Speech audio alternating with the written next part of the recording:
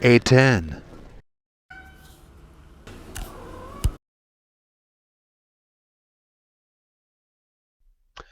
Hashtag no Diddy. Hashtag colloquialism. From independent.co.uk. And of course, for future husband, heart. And this week, the card is none other than, well, shaking it up. No, I'm kidding. But the card question is, have you ever hit a person of the opposite sex? If so, explain what happened. And of course, underrated hype, TV A10 with Carrie Underwood, her song I Know You Won't, circa 2009, live performance on the People's Choice Awards, and coming from at KARKS 2008. Gotta love YouTube, right? It's been so long. Yes. So all this week on hashtag Burst TV 258 A10. Welcome. Yes. And the first question of the week, it is the randomly selected question is, what are your thoughts about someone who's a chronic oversharer? Okay, that's interesting. Oh, okay. I know for the last couple of weeks, the questions have been like, what is this? But for as far as a chronic oversharer, I don't.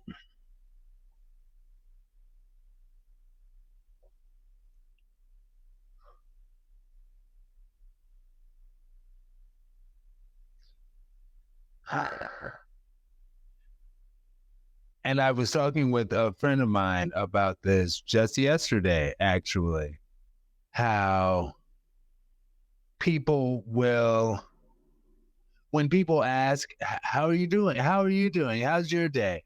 I remember my mom explained, like, when people ask that, like 98% of people who ask that don't really care how your day is. So you don't need to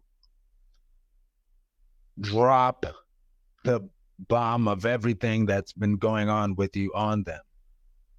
Nevertheless, there are cases where, and this is what I was talking with my friend about, and I think this is the 2%. I think he's a part of that 2% who does care. And what he says is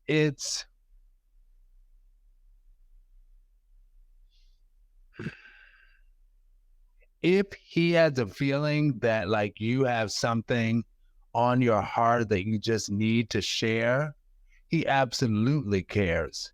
And he'll absolutely listen and give his best advice possible. Yes.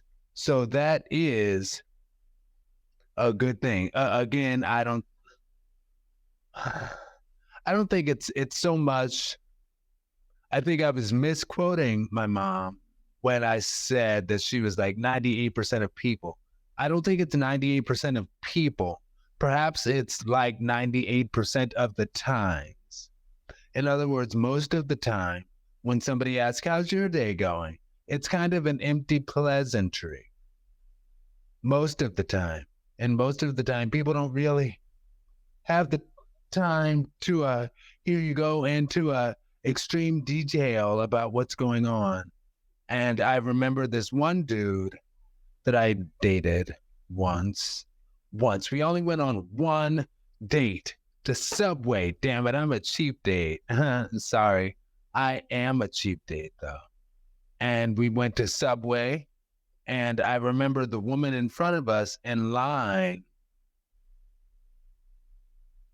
She saw the two of us and she just started talking. And I was new to Baltimore at that time. So I was like, just getting used to how things go. And I'm like, okay, this woman is talking to us. That's cool. And I was genuinely concerned about what she had to say. And she was an example of what they would call an oversharer. She was sharing a lot. And I genuinely cared.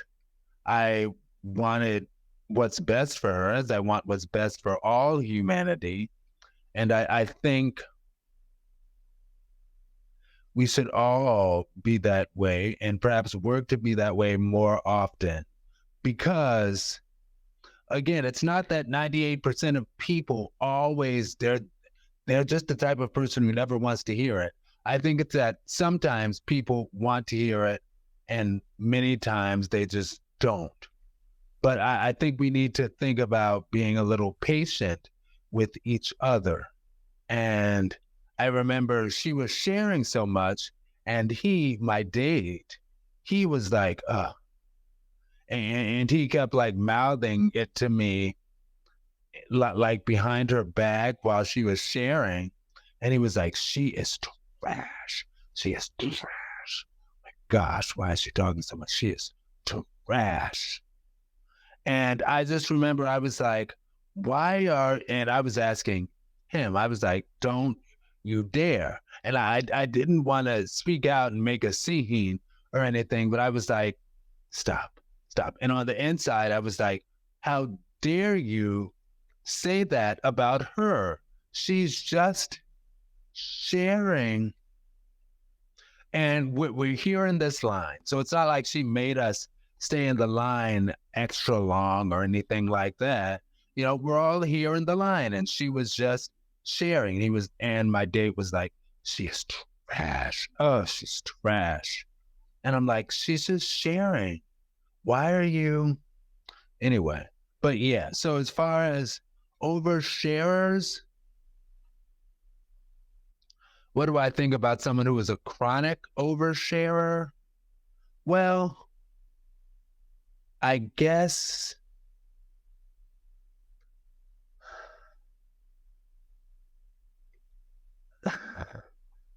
calling it chronic overshare, it's like if you share so much that it's actually a problem, that is a problem. If you're like sharing, oh my gosh, I need help. Can you please help me get into my bank account? Let me give you my bank codes. Stuff like that is like, oh, okay, that's overshare. You stranger, you look trustworthy. Please help me with my credit card. Can I scan it and give it to you? I'm using Google Pay. Can you? Anyway, because I actually really quickly, just this past Friday, I mistakenly left my phone in an Uber and I was so distraught about that. I was like, oh my gosh, my phone, it has everything in it. And one of the women at the gym, because I was going to the gym, and she was like, yeah, that's problematic because all of your credit card information could be on it and people can get your Google Pay and just rack up a whole bunch of buying of things. And I was like, oh no, you're right. And I don't want to cancel the credit cards because that's a hassle. But is that something I'm going to have to do? Anyway, all of that to say, the man actually, Uber actually is cool. And this is an FYI in case one of you in our hashtag First TV family ever encounters such a thing. Because the way Uber works is if you have left something in an Uber driver's car, they will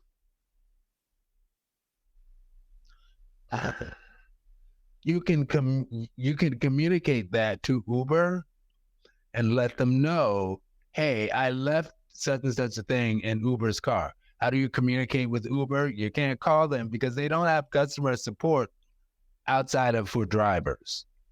And that's just true.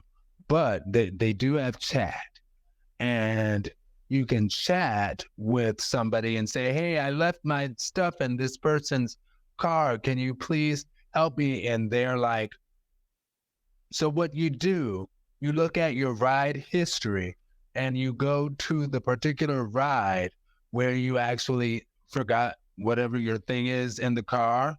You go to that person's ride in your ride history, and then you scroll down and there's an option for I left something in their car. And that will give you an ability to communicate with the people at Uber. And they called him, and ultimately they set it up. And I was so worried for so many reasons. Like, I barely could work out at the gym. Oh my gosh, I don't have the time. But yes, I ultimately they contacted him. We set up a time. He came back to my apartment where he picked me up, gave me my phone. That's what I'm recording on now. Hey, yes. And it was wonderful. And then I just report to Uber that, okay, my phone was successfully returned. Yes, it costs $20 when you lose a thing for Uber to get it returned to you. But it was a phone. It was a phone that I was like, oh my gosh, so now I'm just going to have to go on Amazon and just buy some random cheapo phone, i.e., like $100 to a couple $100, which is not that cheap, but buy some cheapo phone for $100 to a couple $100 so I will have what I need for what I need this week. And again, they returned it to me. Yay, hallelujah, I'm grateful. So I don't have to, but because I'm so happy about like Mint Mobile and everything. I was like, yeah, and I was telling everybody on hashtag First TV how adult I am because I don't need to buy a new phone every year anymore. And I was like, and now I'm gonna have to buy a new phone because I lost that one. But he returned it. Hallelujah. Hallelujah. Yes. All right. I think I need to start. Maybe that's what I need to do. A mental checklist every time I get out of the car. So say phone, wallet, check. And walker, of course, at this point, you know, anyway. But yeah, check. All of that, check. Bag on the walker, check. I just need to check those, and maybe it's 3. Anyway, I don't need to think about that on this is your time. Hashtag Verse TV family. That was the question. Oh, the song. Hashtag 2010 long way down. Baby, baby, baby, baby, baby. It's a long, long, long, really quickly. I love that song by Keisha Cole, Long Way Down from 2010. And that's what I spoke about last week. And I was like, yeah, I think I was like in my early 30s or something. I wasn't in my early 30s in 2010. When that album came out, I was in my late 20s. But I love that album, and I particularly love the song. It was a single with a video talking about the highs and lows of love, and that's what the chorus repeats. It's a long way down. So Keisha Cole is singing about how I'm afraid to fall in love because the love you go so high and oh my gosh, because you go so high in love, it's scary because I've crashed with people before in love, and that is not a good feeling at all. I think I just saw some lightning. Anyway, but yeah, and she ends the song belting, I don't want to hurt no more. I don't want to hurt no more, actually.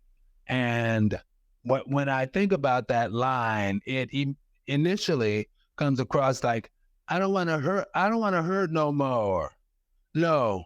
But when you think about it, it's like, you know what? It actually could be grammatically correct. It's not necessarily grammatically incorrect. It could be correct because it could be, I don't want to hurt, comma, no more, period, exclamation mark. That at the end of the sentence, that's a whole lot of punctuation. Anyway, but yeah.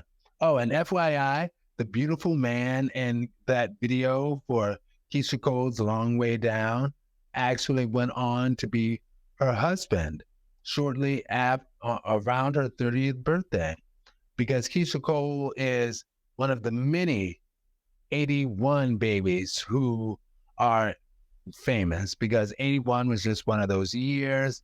Then they seem to skip a couple, including mine. But, and we're going to get into why they didn't fully skip ours. Anyway, but yeah, shortly after Keisha Cole turned 30, she married that man who is from that video. And he is absolutely beautiful, y'all. Oh my gosh. Yes, he is. Yes, he is. Anyway, but yeah, that's what she's talking about. I don't want to hurt anymore. It's a long way down from the high of the excitement of love. All right, hashtag Verse TV family. Are we ready for this topic? Like, share, subscribe, share again, and please do not forget to click like. Thank you.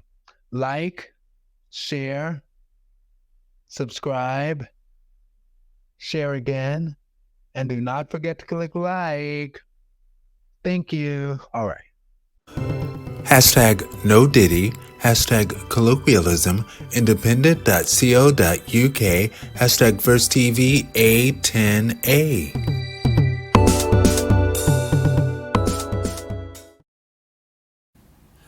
Independent News World Americas. What are the allegations against Sean Diddy Combs? Federal agents with U.S. Homeland Security raided two of the rapper's houses in Los Angeles and Miami as he faces a sting of accusations, reports Andrea Cavalier 1 day ago.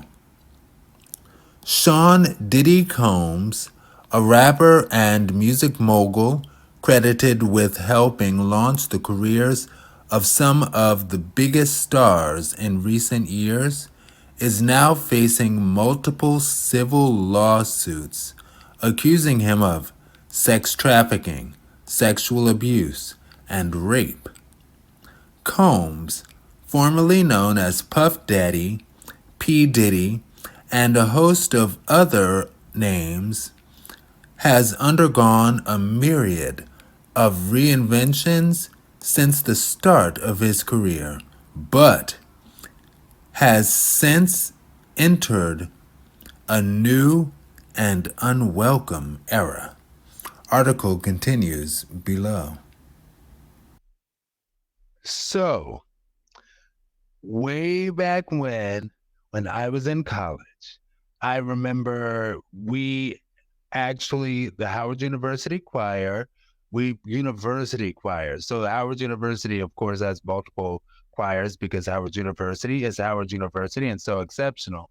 There's the gospel choir, which has gotten on BET a lot and all of that stuff because they do a lot of gospel and do it very well. And there's the university choir for the classically trained vocalists. Now, I'm sure that the university choir or that the gospel choir, they're classically trained also, but still, the university choir, we were invited to sing at the Kennedy Center honors honoring Aretha Franklin. I think it was actually upon Aretha Franklin's specific request for the Howard University Choir. And this is back in the day. I remember Aretha Franklin sat in the front row, and um, President Bush sat in one of the, I don't remember what it's called, but those um, things above that look. Uh, anyway, he was way up there, and I was like, oh wow, this is a big event. And guess who we saw when we were backstage? Not only did we see many people, we also saw Puff Daddy, Sean Puff Daddy Combs. I think at that time he was just going by Puff Daddy.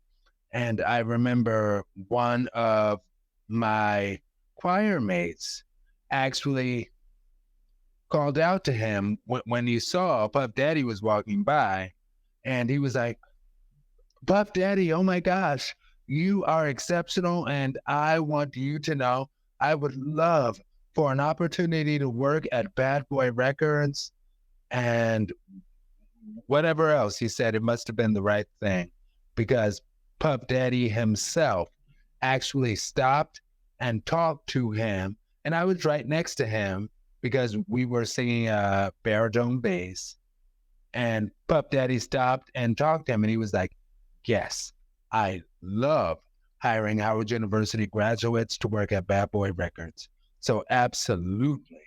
And you would contact blah, blah, blah. And I was like, oh my gosh, you just spoke with Puff Daddy. So all of that to say, Puff Daddy has a really special place in my heart. And I wouldn't want to speak negatively about him. I feel badly that he is in the news going on with all of this. And as far as, well, why would I call it No Diddy? Because that's the new phrase on the playground for adults to say no Diddy. And I was at my barber shop, and FYI, the world needs Diddy. So thank you, Diddy. Yes, thank you. And we need you.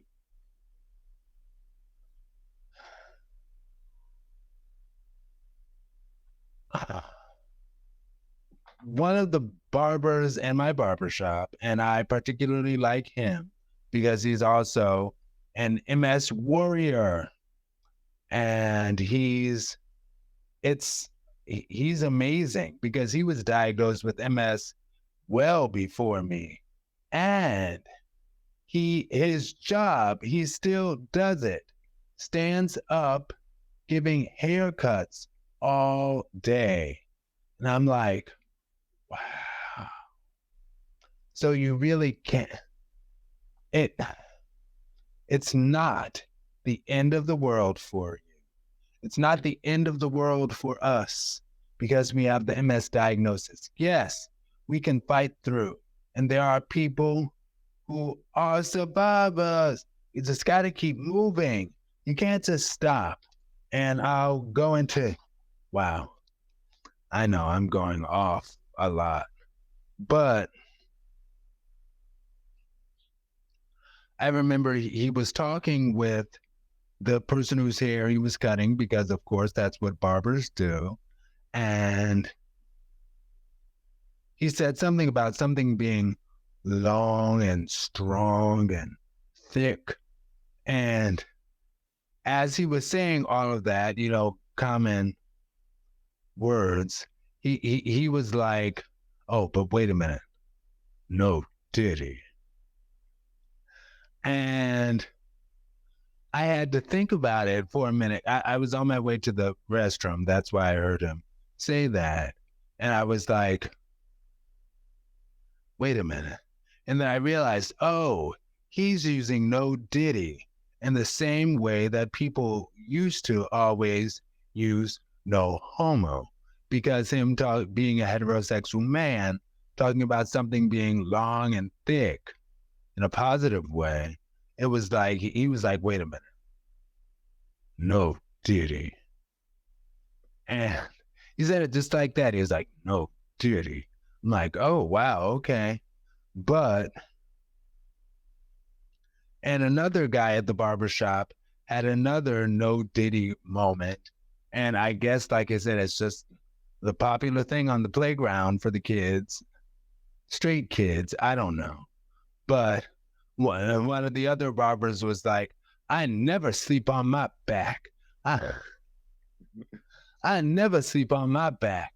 I never sleep on my back. Never, ever. I never sleep on my back. And then he thought about it. He was like, wait a minute.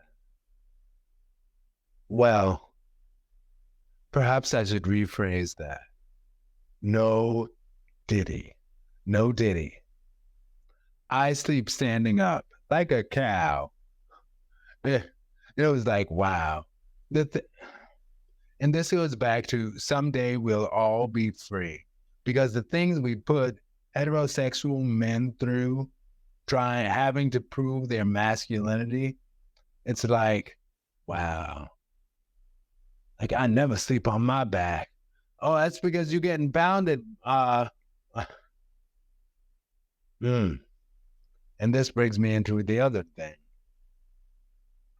I don't know what nor if Puff Daddy did anything, but I will say I've heard close accounts of the fact that, yes, when you get deep into the industry is trash. And they do. The industry, it's not. And this is why I particularly don't like him being the whipping boy for this thing. Because again, I don't know if he did it, if he didn't. What I do know, and like I said, I've heard some very close data that shall remain unrevealed on this, but the music industry, the entertainment industry in general, and employment in general, honestly, can be trash. Like I've heard stories, and it's funny because I actually just saw Cat Williams in a video from 2004 talking about the industry parties that they have and how there's like a lot of sex going on, like mansion parties. That's what he called them, mansion parties. And there's a lot of stuff going on. And I remember hearing about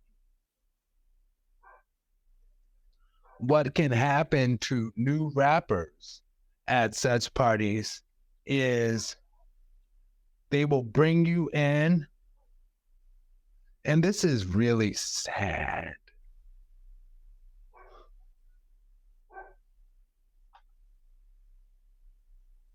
and put you on a table, bend you over a table,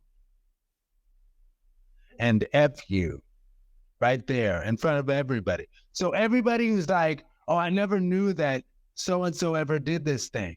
No, the industry keeps a lot of secrets. They keep a lot of secrets and they don't reveal them until you cross somebody, some way, somehow.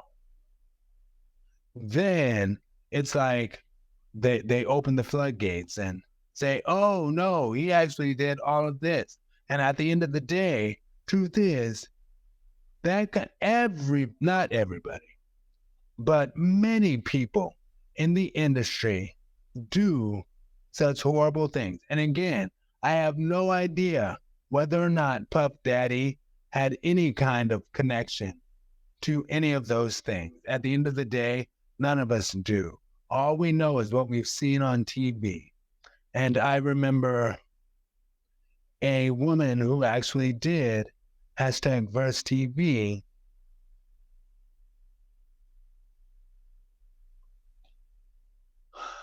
She is a self-made millionaire who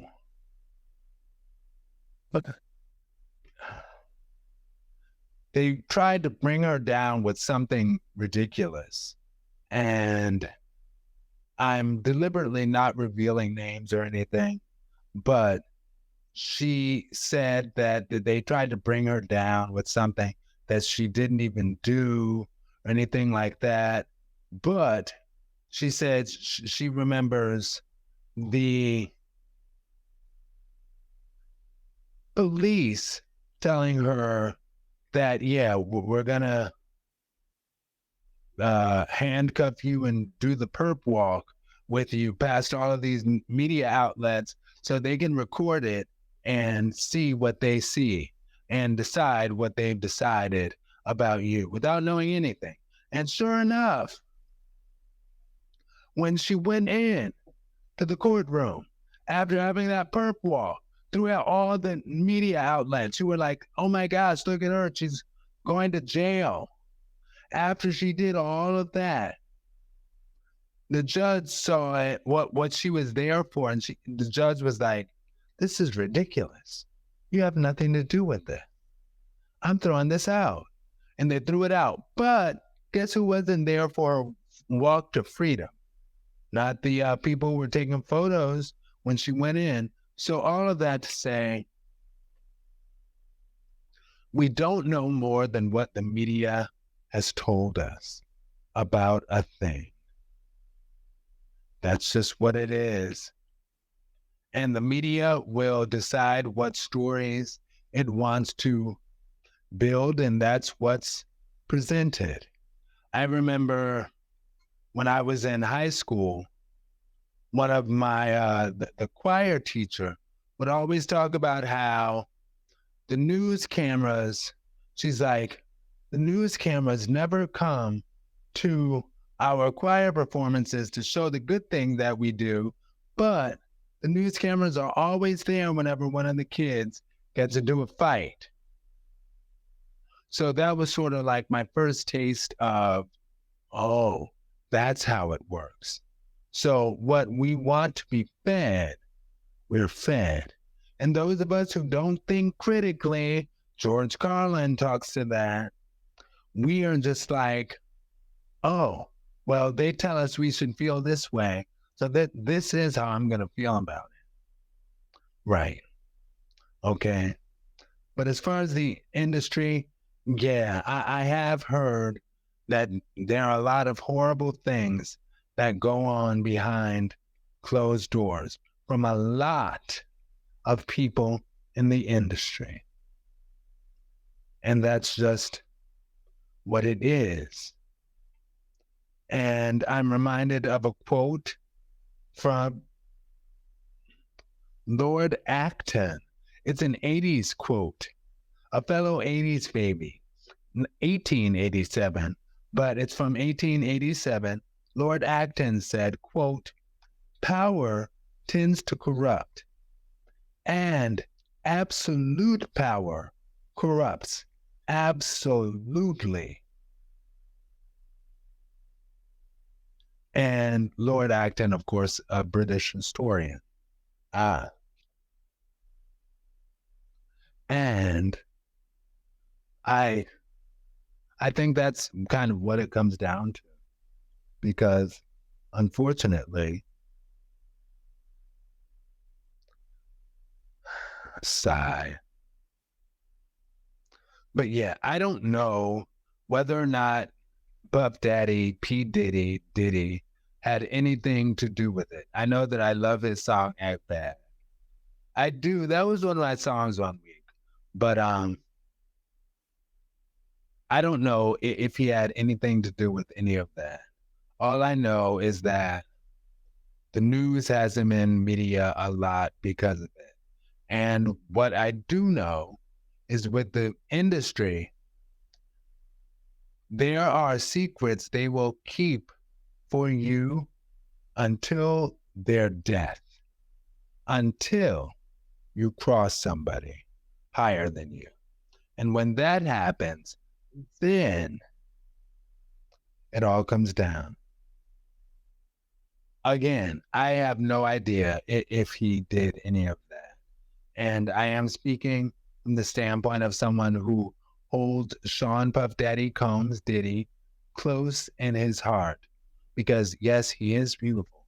And because of that experience that I talked about, I thought that was so cool of him. And he was like, yes. When my choir mate was like, I would love to work at, like, just shouted it out backstage. He was like, I would love to work at Bad Boy Entertainment. I love what you all are doing. And Puff Daddy actually stopped and said, yes, I love hiring people, graduates from Howard University, to work at Bad Boy Records. And so he's close to my heart. So, yes, I have no idea. And I won't even guesstimate.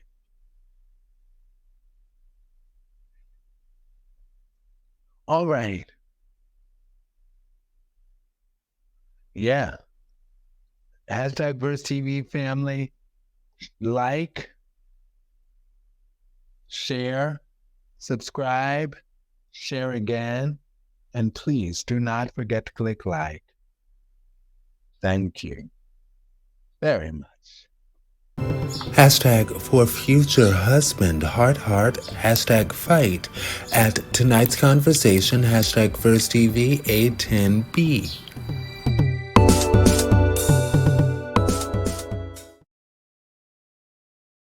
Have you ever hit a person of the opposite sex? If so, explain what happened. No. Next question. I'm getting, I'll dig a little deeper. But no. And to quote, I think to Salt and Pepper, and my mama taught me that. I got a good man. Yes.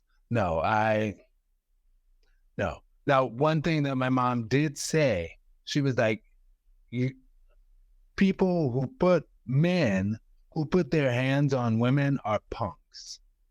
And my mom would always say that very much.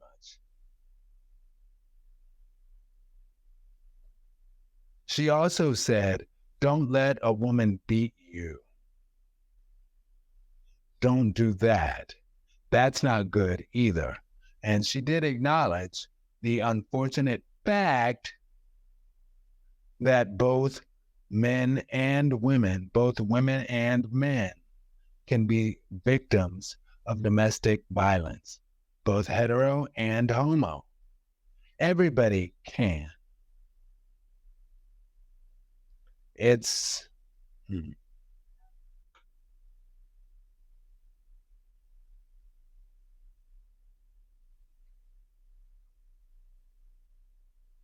yeah. And my mom said, adults don't use physical violence to resolve their issues, they use their words. Okay, nations, warring nations, FYI, adults, because aren't we adults? We use our words, not our bombs. Anyway, all right, all right, all right. I remember back in the day, I used to like when a boyfriend would verify that he could overpower me, not beat me, just show that he was stronger than me. And I remember I was such a ridiculous, I was like that girl in elementary school who hits the boy that she likes. I was like that as a grown 20 something man. And that was my thing. And I remember one of my exes,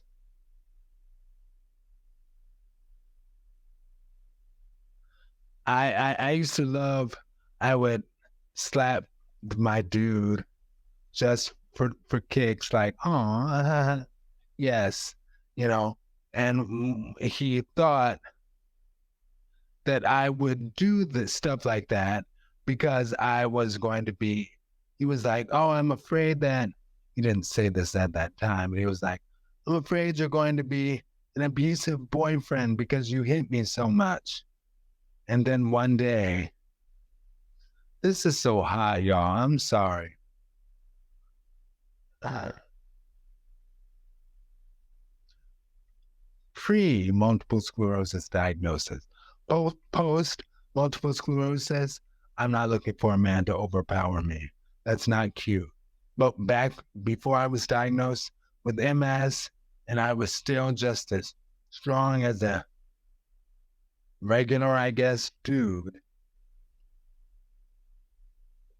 I'd love my boyfriends to overpower me. And I remember the guy in particular I'm talking about, he, I like play hit him or something, and he hemmed me up. Like not beat, he wasn't beating me or anything, but he hemmed me up, and he was like, this is what you want, huh? I know this is what you want. And I was like, oh, and I didn't say yes, but yes, that's what I wanted. I wanted him all of that big, beautiful thickness. I wanted him to show that he was stronger than me. Anyway, and he did. And I appreciated that. And I remember the dude that I dated in my early 20s. I think I was like 24. He was, no, maybe I was 25. He was 26. But yes, and we were like 1 to 2 years apart. And he liked to wrestle. And that was a good way for him to show me that he could overpower me, especially considering I was in my prude days and not physically engaging with anyone. But I would leave his house after a night of wrestling and kissing, feeling so worn out. I would be like, oh my gosh, I feel like I just had the best sex in the world, you know? And he would overpower me. And I still, is it 44? Oh, girl, no, I don't have time. So, yeah, also as far as the Sean and Terry Torrington, who are a gay married couple who does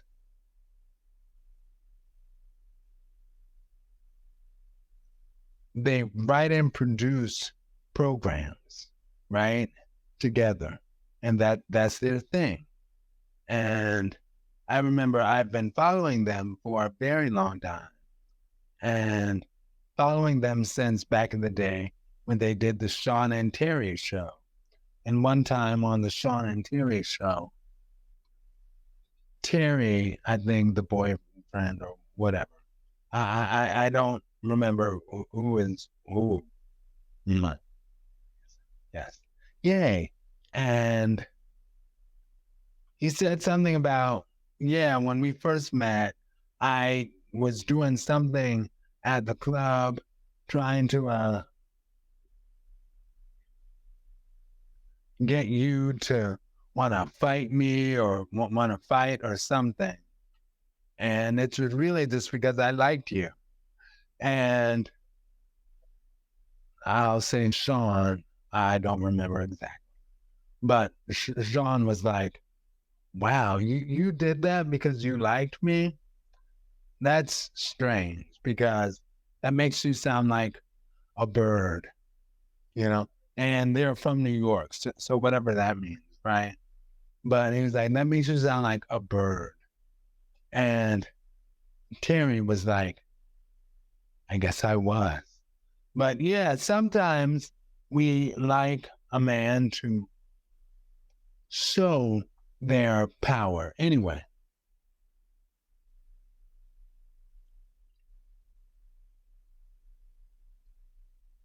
I think deep down inside for me, part of that comes down to something I need to work out with my mental health counselor, but it's not a very front of mind issue. But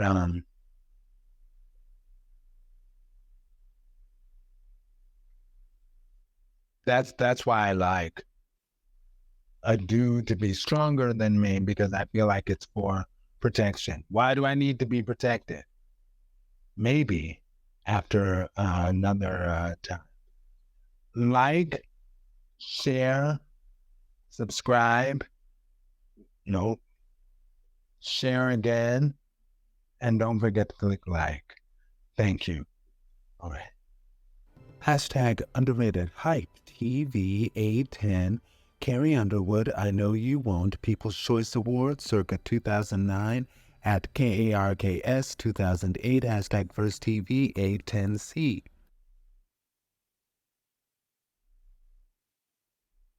I have loved that song and particularly that performance as well. Additionally, for many years. Oh my gosh. And I particularly love the swelling of the strings. One of my nephews is learning violin. I love the violin. It's one of my favorite instruments. I don't really know how to play it. I play it on my iPad, but that's about it. But yeah, I love the swelling of strings and I love her vocals. I love her ability to go from her chest voice into her head voice and chest voice and the belt. I just love that song. And that entire album. I remember back when I first got that album, I would repeat it a lot, because I really enjoyed that entire album. And I,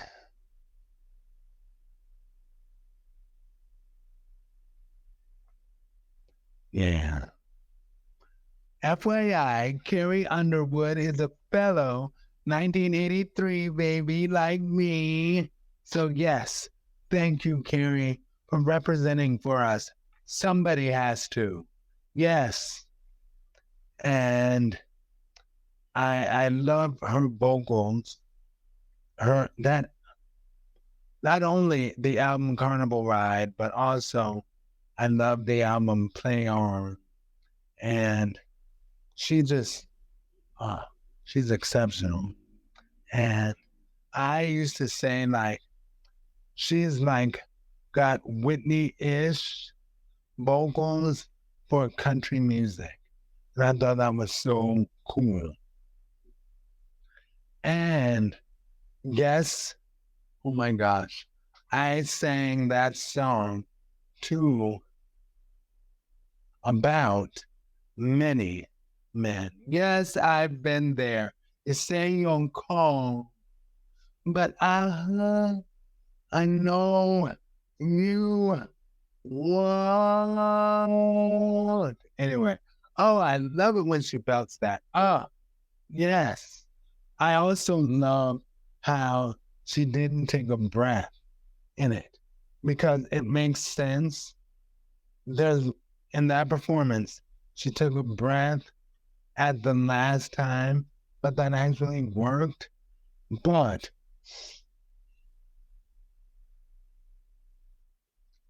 otherwise, she wouldn't take a breath because when you say you'll call, but I know you won't. When you speak that, you don't take a breath.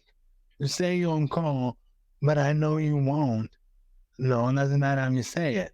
She delivered it like you say it because she is just that good. She's about 83, maybe. Yes, I'm getting nasally. Sorry. Uh, I remember on the Walden and London. Oh my gosh.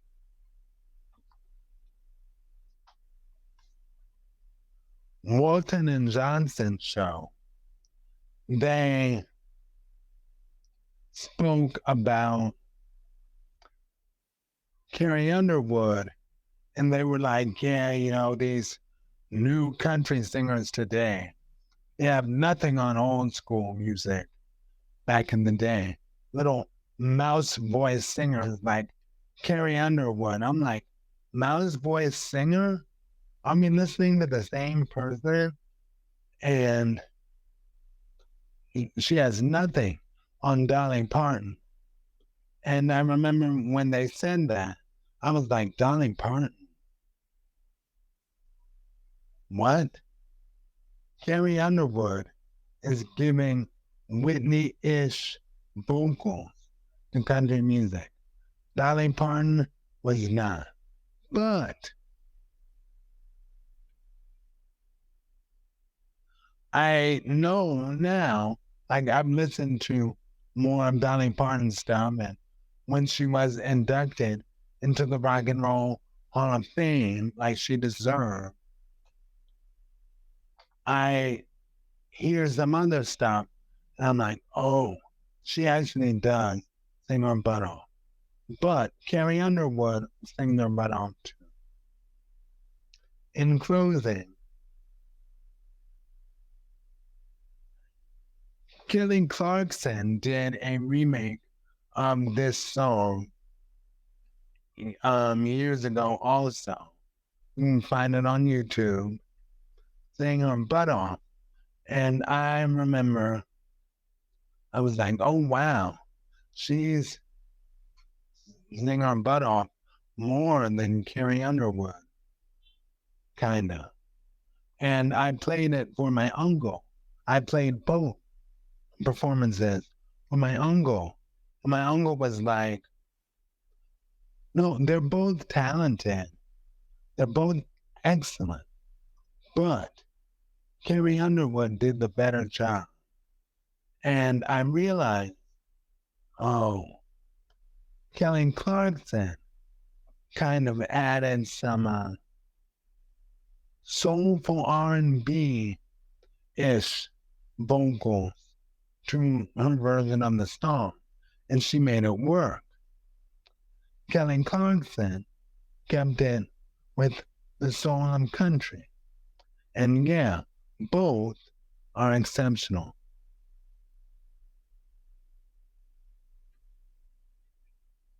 All right. And this is about Carrie Underwood. Yes, love Carrie Underwood. Fellow 1983 baby. Diva. All right, hashtag Burst TV family. Talk to you later. Peace. Hashtag BurstTV.com. Stay blessed. Oh.